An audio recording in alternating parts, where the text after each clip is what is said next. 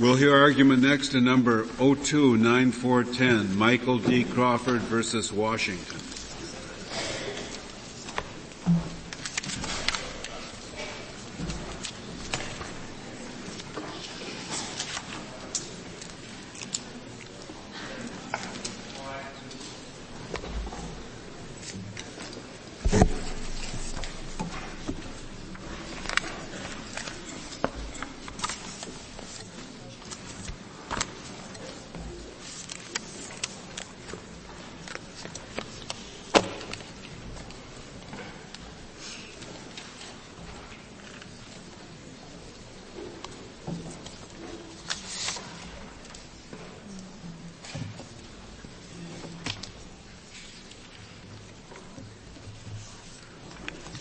Mr. Fisher.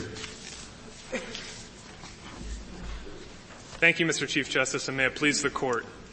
The Confrontation Clause prohibited the admission of the accomplice's custodial statement here for two reasons. First, because its interlocking nature did not establish its reliability under this Court's Roberts jurisprudence. And second, and more fundamentally, because the accomplice's custodial statement amounted to out-of-court testimony that was never submitted to cross-examination, in violation of the traditional understanding of the right to confrontation. When you say out-of-court testimony, Mr. Fisher, what do you mean by the word testimony? What I mean, Mr. Chief Justice, is someone giving a statement out of court that is the functional equivalent of what they would do in court, which is to say they're giving the authorities a statement that is describing an event in a way that they understand is going to be used in a criminal investigation. So it applies to if it's made to the authorities but not to a third person? Ordinarily, that would be the dividing line. Why is that? Well, because the Confrontation Clause, to go back to the text and to start with the text, talks about being a witness against somebody. And the common understanding of that term is to give a statement that you understand is going to be used in a criminal investigation. And when you're giving a statement to the authorities, here a custodial statement to the police, that's a different situation than the ordinary everyday occurrence of speaking to a friend or a colleague or something. But your ultimate criterion is, was it made with the understanding that it would probably be used for prosecutorial purposes? That's the way I read the term witness against in the Constitution, is the gateway to the Confrontation Clause. Yes. So in an auto accident, a private investigator, it's a serious accident. Private investigators for both of the parties come out and make notes of what the witness has said. Is that testimonial? It's a later criminal proceeding, and it's. Well, I mean, I think that's the kind of a statement that ordinarily is not going to be testimonial. An auto accident, I take it you're talking about an auto accident turns into a criminal case. It's an auto accident, and insurance investigators are all over the scene, but it later turns into a criminal case. I mean, that's the kind of a situation that there could be a difficult question in something like that, but I think that is likely not to be testimonial. Well, what about a police officer who does the same thing? I think the police officer certainly tips the balance. And certainly, when somebody's talking to a police officer, that's the kind of a statement they understand is going to be used in court. Well, if we're going to change, as you suggest in your brief, to using this term testimonial, it certainly does not bring any great certainty, does it? If you say something tips the balance one way or another, obviously you're going to get a lot of close cases.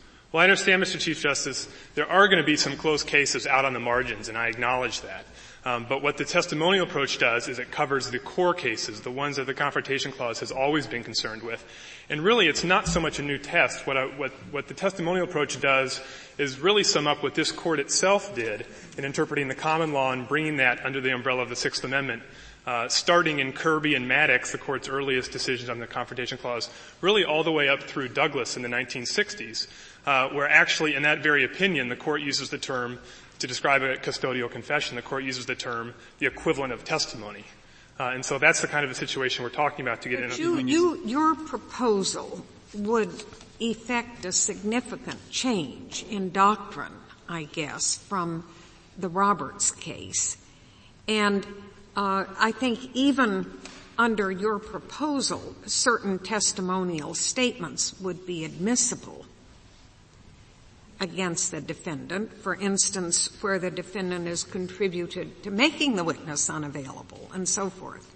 Well, you would still have some testimonial statements in there. Tell me, which of our cases since the Roberts decision would have come out differently under your proposed approach? I don't think, Your Honor, any cases since Roberts, No case. nor any case before Roberts. Then why change? Because the lower courts aren't getting it right, Chief Justice Rehnquist. And I think that the problem is that the Roberts approach sets up a framework that is both unworkable in practice and is leading to consistently anomalous results. And I think versus Wright would have come out the same way because the doctor who took the statements of the child was acting at the request of the police. That's how I understand the facts of the case, Justice Kennedy. The victim was in police custody at the time of the examination, and it was in coordination with the police. So, yes, Idaho versus Wright, as well as all this court's other cases, would come out. But it's important to go back to the question and say, why change from Roberts if we've gotten to the right places in our cases? And the answer is, certainly this court may never have to change from Roberts. But simply understanding the way that Roberts is working in the lower courts, I believe, should cause the court great concern. But isn't that our function in part? We occasionally take cases from lower courts to straighten out misconceptions. Presumably that's how these things get worked out. That's correct, Justice O'Connor, but I would submit that you're going to have to practically fill your docket with Confrontation Clause cases in doing error correction in order to come out correct in all these cases. Well, we've had Roberts for 23 years, and we certainly haven't filled our docket with Confrontation Clause cases. Well, that's right, and what's happened because you haven't done that is the lower courts are reaching some very, very bad results. I was responding to Justice O'Connor's question about why change from Roberts if we're getting to the right solution, and the reason is because the way that the test is framed, it just simply is unworkable in the lower courts. As we cited in our brief, we gathered 20 factors that lower courts are using for indicia of reliability. We could have listed 40 or 50. The United States is asking you, as well as the state, to stick with this reliability approach for all of its faults. And the ironic thing with that kind of a position is the more testimonial the statement is, the more reliable it is, and in turn. Reasons I want to go back to what you said. You say the test should be functional equivalent of testimony. Functional equivalent is a little vague, and the law professors in their amicus brief suggest that the question should be: would a reasonable person in the position of the declarant anticipate that the statement would likely be used for evidentiary purposes? Would you accept that as would you adopt that phrasing of the question, or do you have a different phrasing, or do you think if we did follow your approach, the opinion should simply say functional equivalent? Well, first of all, Justice Breyer, you don't have to get too far into that in this case, because of course but I mean it's true that I realize that, but perhaps we could do a little bit better than say just testimonial, if we accepted your approach. I want your opinion on that. I mean, we have several briefs here. We have variations on the theme, and I want to know which variation you think is the best or which is the worst. I read you one of them. I think I agree with the starting point of the functional equivalent of testimony. And then I think that the law professor's test, the reasonable expectation, is a good test. And I would embellish that by saying that I think that what we have is 99 cases out of 100. That's going to be the situation that I believe the Chief Justice brought up, which is somebody speaking to the authorities in the course of the investigation of a crime, somebody giving a statement to the authorities or directing one to them. Would there be anything that fit in your category where the person to whom the statement is made is not an officer, either a police officer or prosecutor? I think there may be, and the reason I think there may be a rare case, Justice Ginsburg, in a scenario, you come up with hypotheticals. One possible scenario might be somebody giving a statement to their friend and directing them to tell the police. Simply using an intermediary where we know the statement's going to the police. Why should it depend on the intent of the declarant? Why is that? Why does that make the declarant a witness within the meaning of the Confrontation Clause? I mean, suppose the police get the statement from the declarant surreptitiously. They do not let him know that they are in fact the police. That would disqualify it under the law professor's test from being testimony? Because he would not know that this was going to be used in court. Well, I mean, I think that's a situation.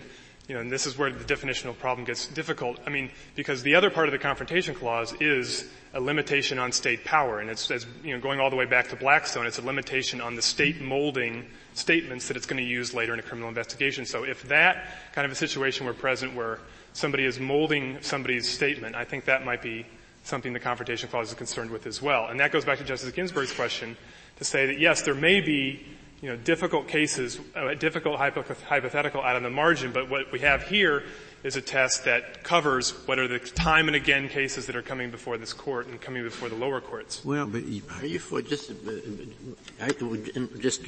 the dialogue with Justice Scalia, because I'm interested in the same problem. Is it the intent of the speaker or the intent of the person taking the statement that would be more relevant in your view? Well, certainly, you don't have to decide that question in this case, but I think that, if either one of them, I think we do. I mean, I really object to saying, just don't worry about it. We'll worry about it later. I mean, if there are real problems that come up later, I'm not going to buy your retreat from Roberts. I see, Your Honor. Okay. I think that the proper test would be if one of the two people is it's doing something with the purpose of understanding it's going to be used in the criminal case. Then we have a testimonial situation. I think this court could say that. But you have to look back. Either the speaker or the person taking the statement? Is that what you're saying? I don't understand your response. I think certainly the speaker, and I think there may be situations, and this is something the court can deal with, about when the governmental officer is the only one, and is under such a circumstance that the governmental officer is molding the statement in such a way and molding what somebody's going to say. The concern we ought to have with your approach is that we're going to get into some very tricky questions if we go your route in deciding what's testimonial. And why buy a pig in a poke, in effect? Well, the first reason is because, as I said, if you have difficult cases out on the margin, I submit to the court that the Constitution but I think can the tolerate professors there that. are thinking that isn't difficult. I think they're thinking it is the question of whether a reasonable person in the declarant's position would think it was likely that this was going to be used in testimony. Because if you look to the position of the police, you will suddenly find that tape-recorded informant testimony of an ongoing conspiracy while they're planning to rob the bank and suddenly is kept out of court. And there is no reason. We wouldn't keep it out of court today. It would be come in under the co-conspirator rule. So I think that they wrote these words in this brief thinking about it. And now if we're suddenly going to go and open this all up to a whole bunch of other things, I'd be a little nervous about it too. No, I'm sorry, Mr. Chair. Justice Breyer, I may have misunderstood partially the suggestion, the hypothetical that I was getting. I think you're correct that the traditional kind of co-conspirator statements under that kind of a situation would come in under either approach. What I understood the hypothetical to be was a situation where somebody, after a conspiracy is done, is doing... It's your view that a co-conspirator statement is not testimonial, then? I think that's the ordinary course of events. What is that? Ginsburg. Well, if it meets the test of a statement made to the police. Well, if there's an undercover officer present, it meets the test of a statement made to the police. But then I think this is where the law professors have it right, and this is where I'm agreeing with Justice Breyer. You're right. It's not automatically. Under the rule today, if it's a co-conspirator statement, right in the police station, because it's an ongoing cover-up conspiracy, I guess it would come in. But I think under the new rule, if in fact everybody in that room knows that it is likely to be used as a substitute or testimonial use at trial, it would not come in. I think that's the point of the change. I think that's correct. Well, how about a wiretap? You've got a wiretap going, and you hear co-conspirators on the other end of the wire. Is that testimonial or not? I think that's the traditional kind of co-conspirator statement that is not covered by the testimonial approach. And under your approach, it would come in without difficulty. It would not be testimonial. Is that what you're saying? Without difficulty as to the Confrontation Clause, yes, Justice O'Connor. And I think it's important when we look at these hypotheticals to compare what we have on the other side when you look at the Roberts approach. Under the Roberts approach, no matter how much, if somebody gives an out-of-court affidavit, if somebody speaks ex parte to a grand jury, even if a witness takes the stand in the middle of a criminal trial, in a criminal trial and puts blame directly on the defendant, and then, for example, were to die or suddenly go missing, under Roberts, you have a situation where the trial judge doesn't strike the testimony, doesn't disallow it, but looks to its reliability. And the odd thing, and this is what I was getting to earlier compared to what the State and the Solicitor General are proposing to you today, the odd thing is the more testimonial it is, the more it comes under the core concern of the Confrontation Clause that started in Raleigh's trial and has moved all the way forward. The more testimonial it is, the more likely it is to pass the Roberts test. Well, let's look at this very case and tell me whether the result is any different at the end of the day under Roberts versus your test. I think the answer is absolutely not, Justice O'Connor. Under this Court's Wright opinion, the rationale for the lower court was interlocking confessions. Under this Court's opinion in Wright, it is only the inherent indicia of reliability surrounding a statement, not other evidence at trial that a judge can look to. And therefore, relate it to this case, if you would. Tell me whether the result would differ under your proposal and under Roberts in this very case. Why don't you focus on the statement and tell us why it would or would not be different? It doesn't matter in this case, Justice O'Connor, for two reasons. First of all, because under Wright, you cannot look to the defendant's confession in order to assess the reliability of Sylvia's statement, and that's what the Washington Supreme Court did. The second reason is, even if you could look to the substantive evidence at trial, several other indicia show that the statement here was unreliable. The witness was drunk. She said she'd been in shock during the events. She gave two inconsistent statements within a 4-hour span. She was in police custody after being told that it depended what she told the officers as to whether or not she'd be allowed to leave. So there are several reasons to believe that the statement here, is excludable under both tests. Well, why is it excludable under your test? Well, under the testimonial approach, Chief Justice? For the simple reason that she was in custody, giving a statement, giving a confession, or a custodial examination to police officers, knowing it was going to be used in the criminal investigation. That's the traditional, is the most common, is the core concern of the Confrontation Clause. It brings us all the way back to Raleigh's trial. How about a statement like in Mancusi, or one of those cases, where the witness is given prior recorded testimony, there's been an opportunity to cross-examine, the witness is presently dead or unavailable. Does that come in under your system? Yes, Mr. Chief Justice. Mancusi comes out exactly the same way, and here's why. And this shows why the testimonial approach is actually quite narrow. All the testimonial approach says is the witness has to have had a chance to cross-examine the witness. If, when it comes time for trial, the defendant has to have had a chance to cross-examine the witness. If trial rolls around and the witness is unavailable through no fault of the parties, and there's been adequate cross-examination, as in Mancusi, and actually as in Roberts itself, cross-examination by the defendant, not by somebody else. Right. The statement needs to be given in the defendant's presence, with the defendant himself having the opportunity. Would your approach overrule Inati? No, I don't believe it does. So you wouldn't have to show that a particular declarant was unavailable. You would have to show that a particular declarant is unavailable if it were a testimonial statement. Well, how about a spontaneous declaration? Well, that's the kind of a thing that's traditional hearsay. It's outside of the scope of the phrase witness against. It's outside of the scope of the testimonial approach. So it would come in under your system? An excited utterance comes out the same way under. Without having to show unavailability? Right. It's just purely a hearsay question, Chief Justice Rehnquist. But you say that's outside the Confrontation Clause entirely, not lumping all of hearsay. I thought your whole point is we don't want to lump all of hearsay under the Confrontation Clause. That's exactly right. I'm sorry. There's one aspect of this case that, before your time is up, I hope you can enlighten me on. The reason that this witness is unavailable is that the defendant has exercised his right to prevent his wife from testifying against him. Is that correct? It's close, Justice Ginsburg. Washington law renders as a default rule that if spouse is unavailable to testify against another spouse. Mr. Crawford here declined to waive that privilege. All right. But because he could have not asserted that or not waived it, why doesn't that carry over also? Why doesn't her immunity, his control of whether she can speak, why doesn't that control as well the use of the substitute for her testimony.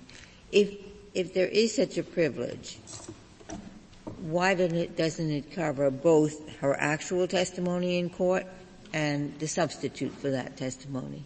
Well, I mean, I think you're asking me as a federal issue, as a state law issue. Washington state law has decided that the out-of-court statement. I just don't understand the logic of it. The reason you don't understand the logic of the state law rule? Yes, to say that he can keep her off the stand, but he can't prevent a substitute for that statement.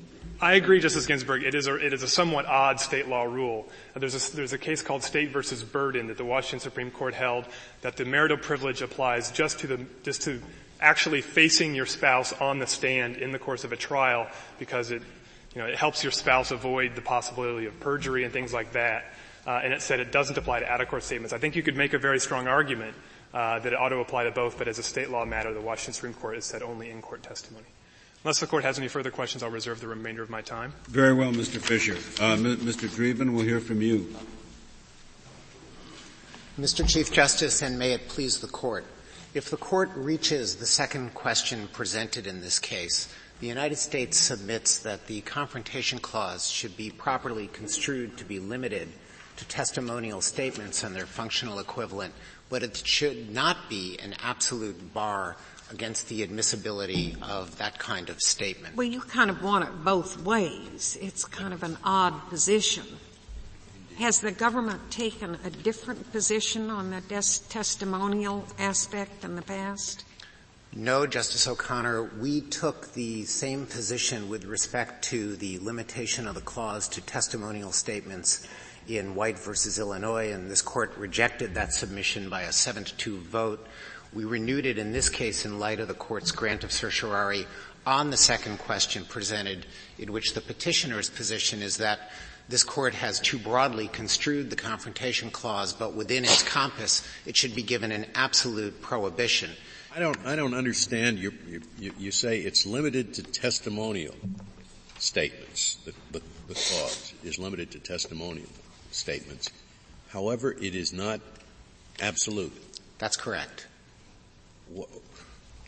Are there any other provisions that are in the Bill of Rights that are not absolute and can be overcome by proof that the overall purpose of the truth-serving function is achieved? For example, the right to jury trial. Do we approach that by saying, in a really complicated case where a jury would impede rather than facilitate the finding of truth, like a Sherman Act case? Yes, it says you're entitled to trial by jury, but the whole purpose of it is to achieve truth. And where that purpose wouldn't be served, let's forget about the jury. We don't say that, do we? No, Justice Scalia. Then why do we say it about the Confrontation Clause? And that's essentially the government's argument. The Court has said it about the Confrontation Clause I know in a variety of contexts. And the issue here is whether we should retreat from those statements. Well, starting from the overall structure of the Sixth Amendment, the Court has construed many of the rights in the Sixth Amendment not to be absolute in certain contexts. The jury trial right does not extend to all criminal prosecutions as the language of the Constitution would provide. It does not — the right to counsel does not extend to every criminal case in which arguably the text would require. The compulsory process clause has been held. That's just a matter of limiting the scope, the right to counsel. Do you have the right to counsel for, at every moment during recesses in the trial and so forth? That's just a matter of the scope of it. Not a matter of saying, yes, this is within the scope, this is testimonial, but we nonetheless will not follow the command of the constitutional provision that the accused is entitled to be confronted with the witnesses against. What this Court has said about the Confrontation Clause is that it incorporated a pre-existing common law right that had common law exceptions with it. And those common law exceptions were capable of growing and being developed along the lines of analogous principles. Growing and being developed, so that the guarantee of confrontation is just a guarantee that in the future will we'll leave it there if we think it should be there. It's not an absolute guarantee. What helps to, I think, explain that is to look at what confrontation involves. It involves having a witness who's under oath, who is subject to cross-examination, whose demeanor can be observed by the jury, and who is brought face to face with the accused.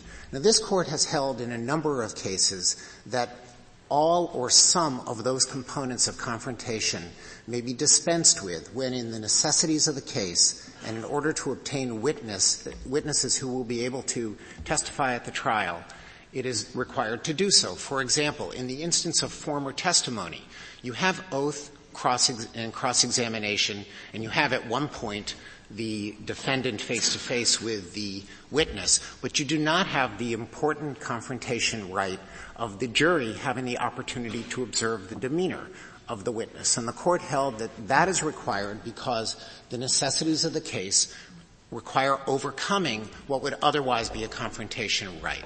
Similarly, in Maryland versus Craig, the Court held that the literal face-to-face right to confront the witness may be overcome by the necessities of the case. Then maybe your position is not different from theirs in this respect. If you take the law professors, if you say, as you do in your brief, that it allows testimonial evidence in where the circumstances are such that they serve the same underlying purpose as the confrontation clause, then all you're saying is the same thing that they say here. Will the accused have had an adequate opportunity to confront the witness?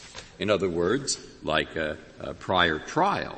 Is that all you're saying? Because if that's so, no, it's definitely not what we're saying. No, it certainly isn't. You're defining the underlying purpose much more broadly than the law professors. We define the underlying purpose of the to achieve the truth, and if there are other issues, to serve the truth-seeking mission of so the trial. Walter Raleigh, if they came in, Sir Walter Raleigh, in fact, it is shown that all the statements made out of court against Sir Walter Raleigh were made in front of 12 bishops, and at that time that was a very, very good security that this was completely true. 12 bishops who saw the thing and they, they say absolutely accurate. In your opinion, that would then come in Sir Walter Raleigh's own case. I doubt seriously that Sir Walter Raleigh's case would come out differently under our approach. What we are talking about... In other words, Sir Walter Raleigh, it came out that they did introduce this thing. So you're saying the witnesses were available, Justice Breyer, in Walter Raleigh's case. And our position on the availability of witnesses is that when they are available, they should be brought in. You would overrule Inati then? Oh, definitely not, Mr. Chief Justice. Our view of Inati is that the statements of co-conspirators made to each other out of court in connection with the conspiracy are almost invariably non-testimonial statements. There may be a few rare instances in which the co-conspirators are continuing the conspiracy and speaking to law enforcement, and in that context, in the unlikely event that the United States submitted that those statements were coming in for the truth of the matter asserted, and not because they were false, then perhaps there would be some issue about our approach. But in the vast majority of cases... Well, what about in this case? It's a co-conspirator statement. There was no suggestion in the lower courts that these two individuals were attempting to further the conspiracy or that there was a conspiracy going on at the time of the statement. I was going to say, there was no conspiracy found, was there? These statements were admitted, Justice Souter and Justice O'Connor, as statements against penal interest. And the basis for the state court decision in letting them and not as a so-called interlocking. Well, it was an interlocking. Yes, the confrontation clause. The hearsay basis was statement against penal interest. The confrontation argument that was accepted by the Washington Supreme Court was that the confession of Sylvia Crawford interlocked, which meant that it overlapped and paralleled the confession of Michael Crawford. The government doesn't endorse that position, as I understand it. We do not endorse that position, Justice Stevens. What is your position as to what should have happened with this statement? This statement should have been excluded, Justice Kennedy. First of all, we think that under Roberts, well as this correct. Theory. Under Roberts, as explicated in Idaho versus Wright, corroborating evidence that serves to show the reliability of a particular statement is not an acceptable means of vindicating its admission under the Confrontation Clause. I can think of only two possible reasons why the confession of the defendant, when it interlocks with the statement made out of court, might be treated differently, and neither of those arguments seems to me to be valid. One would be if, as a factual matter, the defendant's own statements showed that the out-of-court statement was reliable to a degree not found with any other corroborating evidence. And I don't think that's... Couldn't he be impeached with his out-of-court statement? He certainly could and was impeached with his out-of-court statements, and this brings me to the second reason, Chief Justice Rehnquist. The defendant can attack the reliability of his own out-of-court confession. He's not bound by some notion of estoppel that because he said it, therefore it must be true. And the record in this case reflects that Michael Crawford attempted to present a self-defense at trial that was substantially more robust than the statements that he made at the time. And under Crane versus Kentucky, this court has held that a defendant can attack the reliability of his own statements. So even if the statements did directly interlock in the sense that the defendant's statements matched the out-of-court declarant statements, that would not render them per se reliable for confrontation purposes. But they didn't match, and that's the oddest thing. On the key thing, the most important to the defendant, he suggested that the person he assaulted had reached for something before the assault. And her testimony, or her statement is that it was only after the defendant assaulted the victim that the victim reached in his pocket. I don't see how those could be said to interlock. They seem to clash with each other on the key point in the case. And the State made that point in its rebuttal argument. So there is certainly ample basis for saying that under existing law, the statements do not come in.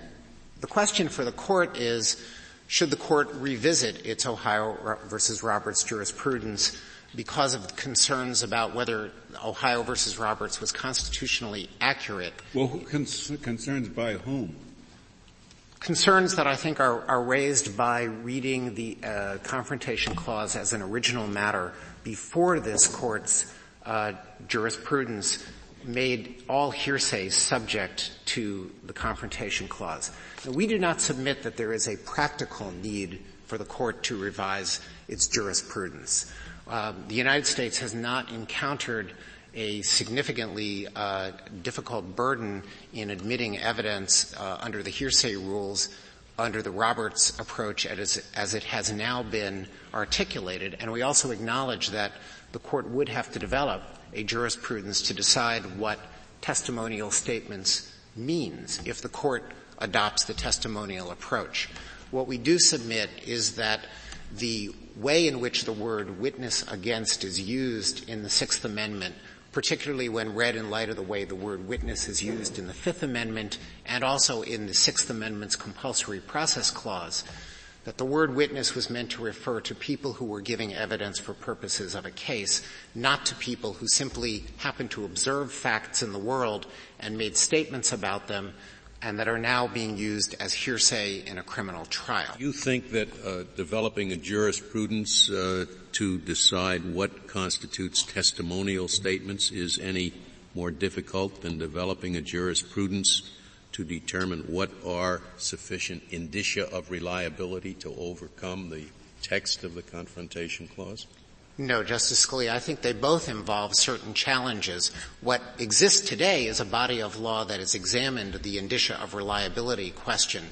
And with respect to certain statements in the testimonial category, such as victim statements to the police in a condition that might be likened to an excited utterance or sometimes in statements in aid of medical diagnosis or treatment, and also true statements against penal interests, such as guilty pleas by a defendant that does not implicate the defendant on trial, but simply acknowledges criminal conduct. The lower courts have concluded that those statements do have sufficient indicia of reliability to be admitted. And our concern is that if this Court were to adopt the testimonial approach, that it not do so in a way that would foreclose lower courts from taking advantage of evidence that is reliable, unavailable from another source, important in criminal prosecutions and well-grounded in the theory of the Confrontation Clause as a vehicle for achieving truth in criminal trials. Why unavailable from another source? Let's say you have this self-incriminating confession, but the person is available. You could put him on the stand to test whether that confession that he made was true or false. Where do you pull this requirement that he be unavailable from?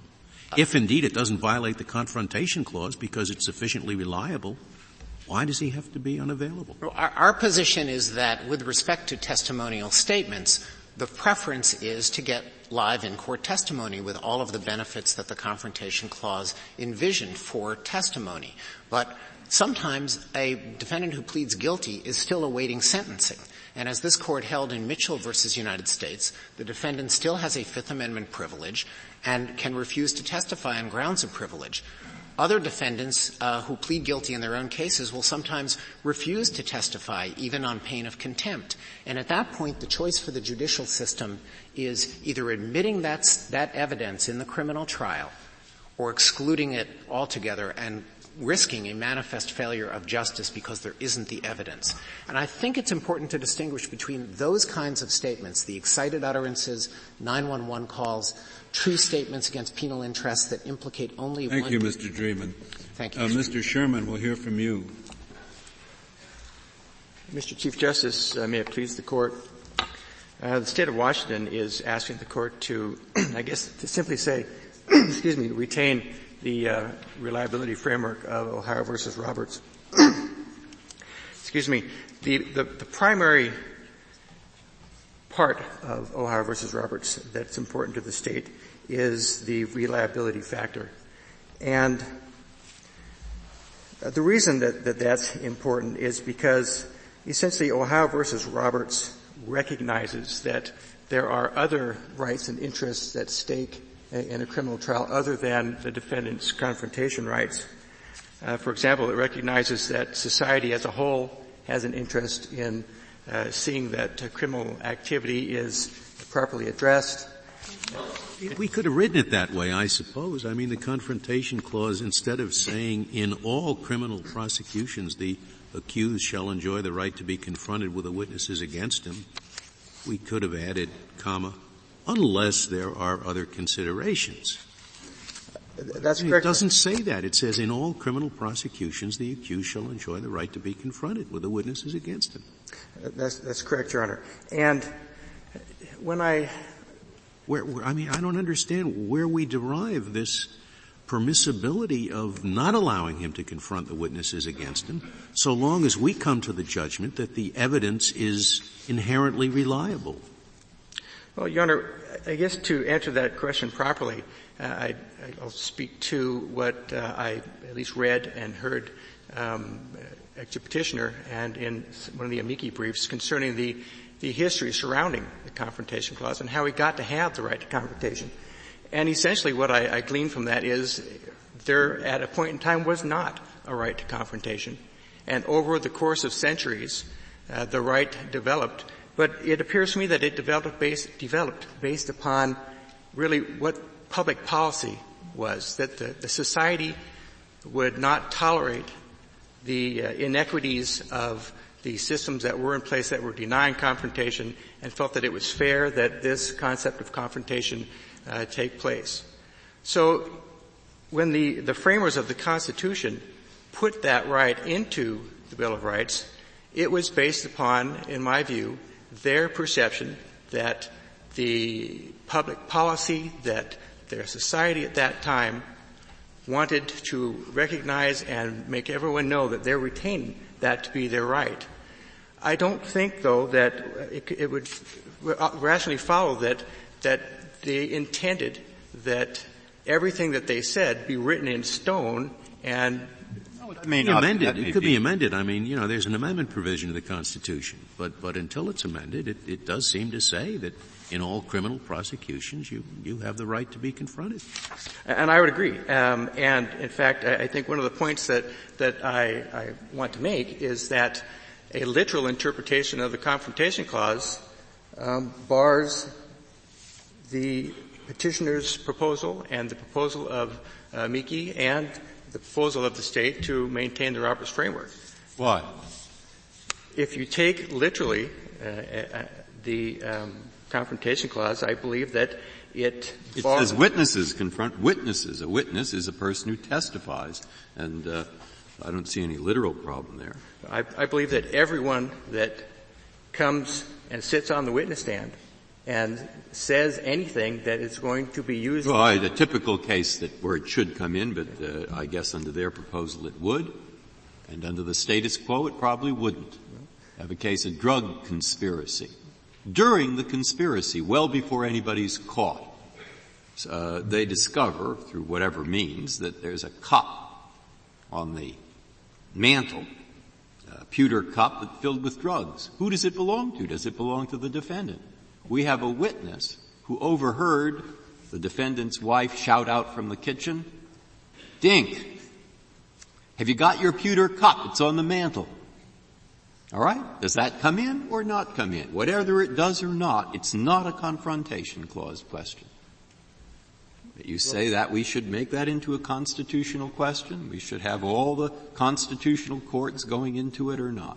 Well, I respectfully disagree with Your Honor that that's not a confrontation clause question. All right, you say it is. In other words, every time that a trial, any one of 50 million trials in the United States, decides to admit some hearsay,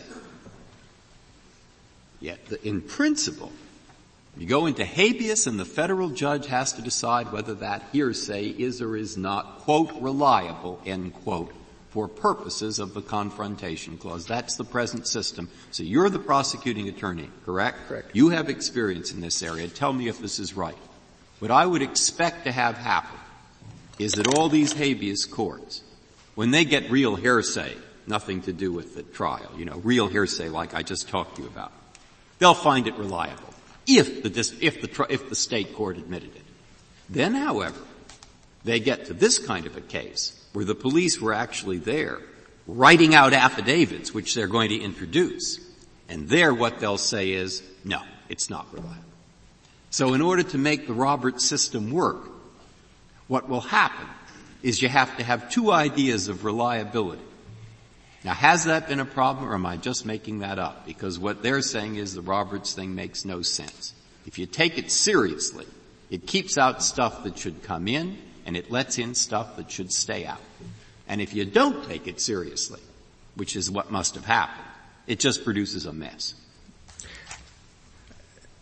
To address the first part of your question, Your Honor, I believe what I was attempting to say was that the confrontation clause, strictly interpreted, is going to not permit any hearsay of any kind in. Yes, that is my position. You mean that the only kind of evidence that can come in at a criminal trial is from a witness who's physically present in the courtroom? I believe that would be a strict interpretation of the confrontation clause, Your Honor. To answer the second part of your question, from your own experience, I'm quite interested, actually, if you followed what I was saying. Well, actually, you worked in this area, and I do, and I can say from my experience, I've had very few problems arise with confrontation clause principles in the Roberts framework. And as a matter of fact, in 12 years of practice, this is the first time I've ever seen an interlocking confession come up. But I think that the reason that you think this was interlocking? I do, Your Honor. Well, they certainly differed on a key element. I'm not sure it would come in under Roberts. Well, and Your Honor, I believe that our Court of Appeals also, at least the majority of that court, believed that there was a difference between what Mr. and Mrs. Crawford were saying. But our Supreme Court looked more closely at the statements and observed that, in fact, they were saying the same thing. Wasn't the whole point of admitting it that she had in effect said there was no weapon, the victim was not taking a weapon out, and that was on the basis of her statement? The prosecutor made exactly that argument. Wasn't that why it came in? No, not specifically that she said that he wasn't taking one out, because clearly she didn't say that. And if, in fact, that was the her description did not include one, and wasn't that the basis of the prosecutor's argument that this wasn't self-defense? In part, but his description did not include a weapon either. Both of their descriptions. No, but the implication of his description was that he reasonably thought something was coming out, and he then, in one of his statements, said, it was him or me. And the reason her statement was admitted was that it was not congruent with that there was no indication in her statement that a weapon was being withdrawn. So isn't that the reason that the statement, for the purpose it was admitted, was not interlocking? I believe that was that prosecutor's interpretation of that evidence, and that is in fact what he argued at trial. I think he was incorrect. I think that if you look at the statement, Sylvia Crawford very clearly says that the victim appeared that he was reaching for something in his pocket. After the assault? No, Your Honor, I respectfully... Why don't we look at this since the testimony is there? I read it that way. And Your Honor, as I indicated, so did apparently my deputy prosecutor, and so did our Court of Appeals. Our Supreme Court read it as I am. Well, one of the worrisome things about treating all these things is just hearsay reliability. I don't understand how this testimony comes in when the woman testified, when the woman said in her statement, I was drunk, I closed my eyes. How could that possibly be reliable? Well, she did say those things, but she also said things that indicated that was not quite correct. She also said, well, I saw certain things going. I saw Michael stab the victim. I saw the victim doing... But she said at that time she had been drinking, and that happened before. I just don't understand this reliability test that allows something to come in that doesn't coincide with what the defendant himself said, and the declarant is saying, oh, I was scared, I closed my eyes. Well, and I understand Your Honor's question and position.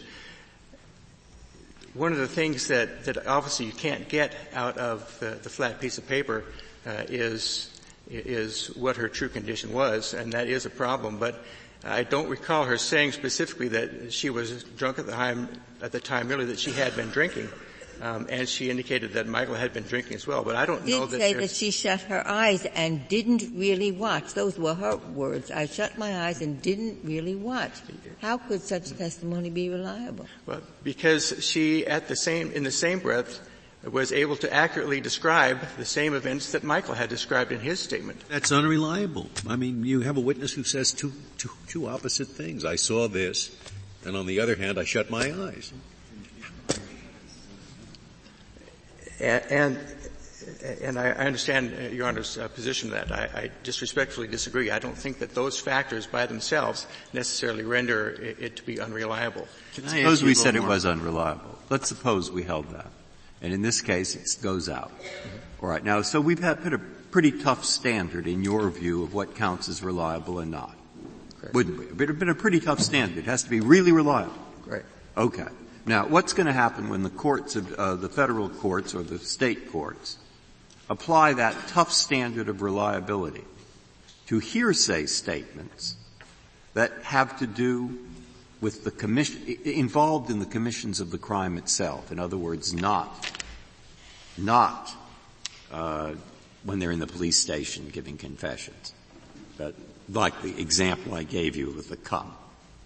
Now, suppose we apply the tough standard of reliability to those. Would that make a difference? Would they then start to be kept out because they violate the Confrontation Clause? I think at a certain point, the tougher you make the standards for hearsay to come in, the fewer pieces of hearsay that are going to come in. I don't think that that's necessary in this case because if we're simply talking about interlocking confessions and whether such a thing exists and if they, as the question presents, if they will ever be such a thing as a confession that sufficiently interlocks so that it will be sufficiently reliable to be admitted or not. The court could simply say there's just never going to be a situation that comes before us where they will interlock sufficiently and be admitted. Mr. Sherman, on this question of interlock, I know we've referred to interlock in Bruton cases where we've got joint trials of the defendants and that sort of thing. What is the strongest case you have for the proposition that, absent a joint trial, the interlocking nature of a confession or a statement is critical? I think that would be this case that's before the Court today, Your Honor. I see. But none of our precedents support that proposition. I think actually the only time this Court has addressed the interlock theory on its merits was in Lee versus Illinois, when it was simply the issue of the interlocking confession and there wasn't any side issues of co-defendants in the same trial or any of those other issues. We have said in other cases that the reliability which Roberts insists upon has to be established from the statement itself and not from other statements. Which would seem to exclude interlocking confessions. That's the problem I have with it. We haven't had such a case, but the standard that we expressed in Roberts would seem to exclude interlocking confessions as establishing reliability. And if Roberts were the only case that the Court were to look at, that I think I would agree that would be the case. But in Lee versus Illinois, I think this Court very clearly accepted the concept of interlocking confessions, and thereafter in Cruz versus New York. But in Lee, the Court actually set forth a test to be used, at least in Ernest versus New Mexico, the Court called it a test, but a test to be used in determining when an interlocking confession can be admitted. Now that followed Roberts. But wasn't that a joint trial? I can't remember for sure. I don't believe that Lee was a joint trial, Your Honor. In fact, I think Lee was a case in which this Court determined that the confession did not sufficiently interlock to make them reliable to be admitted, and also there was. I thought Lee involved co-defendants.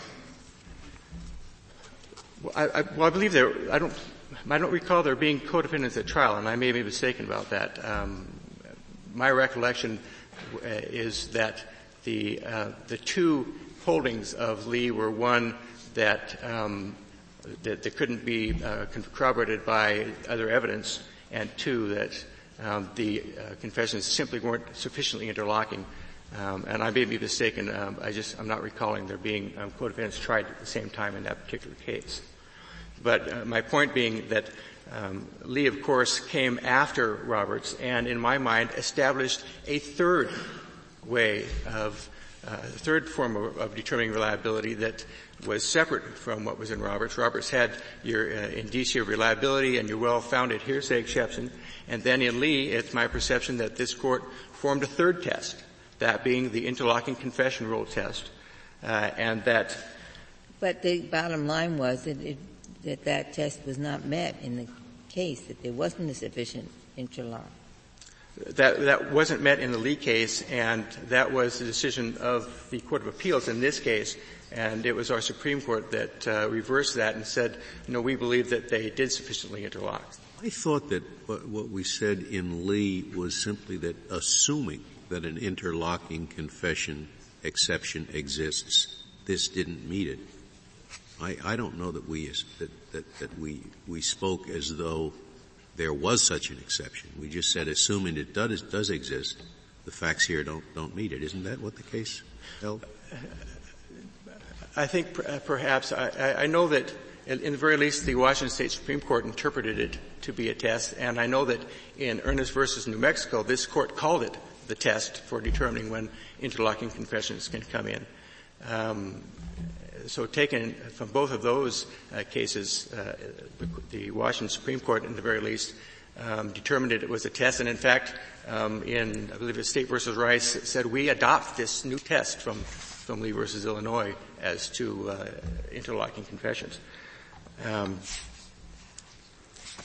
I thought actually that there were 5 members of the Court in Lee versus Illinois to say that confessions of a co-defendant are presumptively unreliable for purposes of Roberts. Correct, yeah. And that even if there was a so-called interlocking confession exception, it wasn't met in that case. And I can understand that interpretation. I'm certain that it's not the interpretation that the Washington State Supreme Court made, and in fact, most courts. Well, maybe they better reread it. That's entirely possible, Your Honor, and I'm certain that after today they will do so.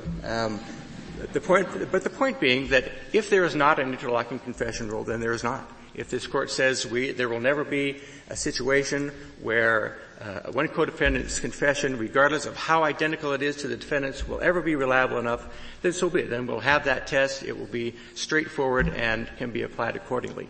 That, in all candor, is the lesser of the State's concerns in this case coming before this Court today. The primary concern of the State actually being that this Court retain the reliability standard of Ohio versus Roberts for a variety of reasons that relate essentially to, as I indicated earlier, this underlying recognition that there are simply other interests at stake other than the defendant's that really need to be addressed. Why should the Court retain it when this very case gives us an example of how arbitrary that determination is made, whether it's reliable?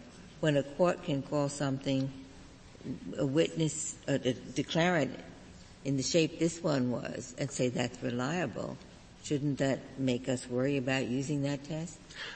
Well, I have to say that I don't think this Court or any court can make a test that is not going to have some problems. And in fact, both the petitioner and the learned professors admit that their system has problems too. Any system's going to have problems. The bugs are going to have to be worked out. It'll take years of cases. And the reality is, and I of course mean no disrespect to any judge, any time you have a judge making a discretionary decision on the same set of facts, there are simply going to be some judges that will make exactly opposite decisions based upon the same set of facts. That's just human nature. In this case, and the point that I'm trying to make is that Ohio versus Roberts is a known quantity. It's a known entity. I haven't experienced any problems with its application personally or in cases that have been addressed at my office since I've been there. The new system that is proposed by the petitioner and the amici simply fails to take into consideration, as this Court did in Ohio versus Roberts, that there are other rights and other interests that are involved in the criminal case. It doesn't address problems concerning witnesses that become unavailable through no fault of the State, yet why should society suffer to have a criminal defendant released simply because a witness has become unavailable? And, you can't always prove a defendant has made a witness unavailable. That is a really tough standard. There are similar other cases where particularly young witnesses who are perfectly capable of telling exactly what happened to them or what they've seen in a non-confrontational setting, but yet because of either fear or intimidation, they are simply unable to come into court and testify in front of a bunch of strangers or probably in front of the very person who is alleged to have victimized them. They're not going to be able to say a thing. Yet there needs to be some way to get what they can say in front of a jury. I think that any system that prohibits that is just going to be contrary to the interests of society in general and to the interests of the other parties that are involved in the trial other than the defendant. And if there are no further questions, thank you very much. Thank you, Mr. Sherman. Mr. Fisher, you have 3 minutes remaining. Thank you. I think it's important to concentrate in rebuttal on the State's suggestion and the Solicitor General's suggestion to retain the reliability prong of the Roberts framework. The Solicitor General agrees with us that the history of the conference, that you ought to be looking to history here. And the history on this point is crystal clear.